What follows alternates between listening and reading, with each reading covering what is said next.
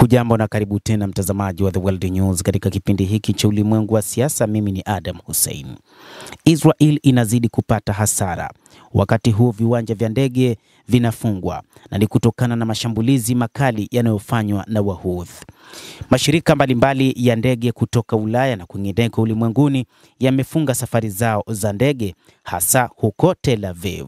Hata hivyo, hili ni pigo kwa Israel baada ya mashirika makubwa ya ndege kugoma kwenda Tel Aviv.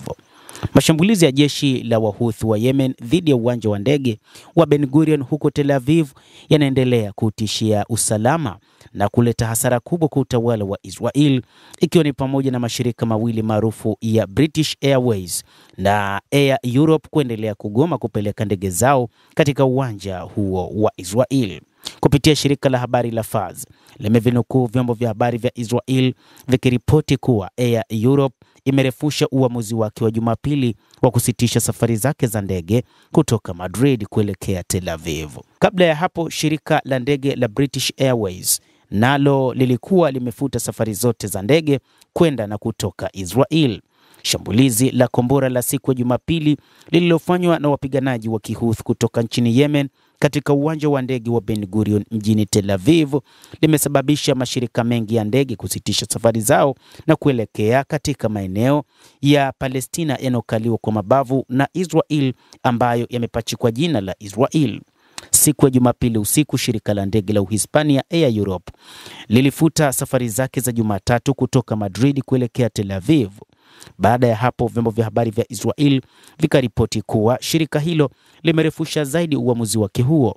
Air Europe ni shirika la ndege la tatu kwa ukubwa nchini Uhispania baada ya yale ya Iberia na Vueling.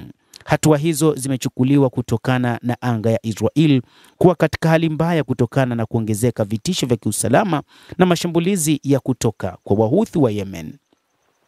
Jumatatu usiku, kundi la Lufthansa linalojulikana ndege za Lufthansa, Swiss Air, Australian Airlines, Brussels Airlines na Eurowings nalo lilitangaza kuwa limeongeza muda wa kusimamisha safari zote za ndege katika ardhi za Palestina zinazokaliwa na Israel hadi Mei 11. Shirika la ndege la Ugiriki la Aegean Airlines nalo pia limetangaza kusimamisha safari zake za ndege za kuelekea Tel Aviv. Wizz Air ya Hungary pia imetangaza kuwa imefuta safari zake za ndege kwenda maeneo ya Palestina na Israel hadi Mei 8. Kupitia televisheni ya taifa ya Israel imeripoti kuwa idadi ya abiria katika uwanja wa ndege wa Ben Gurion imepungua kwa kasi kubwa, kwani mashirika ya ndege ya kigeni yamefuta safari zao.